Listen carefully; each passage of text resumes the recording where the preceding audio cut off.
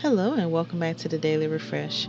Our scripture for today comes from Philippians, the second chapter, verse 13, and it reads, "For it is God who works in you both to will and to work for his good pleasure."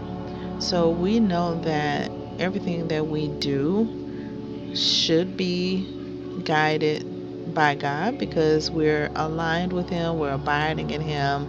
And so, because of that, we know that those things that we're doing and working towards are going to work towards His pleasure because we are doing the things that are aligned with His will for our lives. Now, the devotional from the YouVersion Bible app reads, "It's Him in us." Think about it. God made you. God put you here at this specific time in history. God has a plan and a purpose for your life. Not only that, but He gave you a brain that thinks, a heart that beats, and lungs that breathe. He gave you talents and abilities, hopes and desires. He gave you ears and eyes, muscles and ligaments. And He positioned you on this planet that happens to be in the ideal position in our solar system for life to thrive. You are a part of God's plan. A mysteriously beautiful part of God's plan is that He chooses to work through His people. For God is working in you, giving you the desire and the power to do what pleases Him. That's another version of our scripture for today, Philippians chapter 2, verse 13. Everything starts with God and comes from God, but we get to choose if we'll listen to His Spirit and follow where He leads, or ignore Him. We get to decide if we'll submit to His nudges and act on His promptings, or try to do it on our own. It's all God, but it's also Him working in and through His people, just as He intended. For those who belong to Christ, we are filled with His Spirit.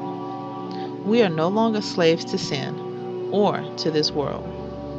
We're no longer incapable of following God.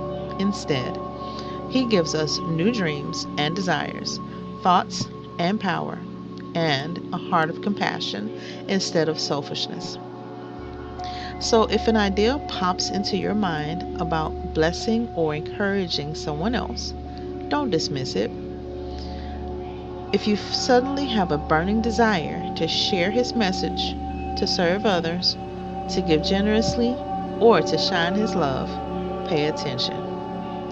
It's likely the Spirit of God giving you the desire and power to do what pleases Him. So think about all those things inside of you that you might push down or shove away because you're not quite sure why you have those feelings or why you have those thoughts of you want to give back to your community or you want to share the word with someone at work or one of your friends and family needs to hear an encouraging word from God.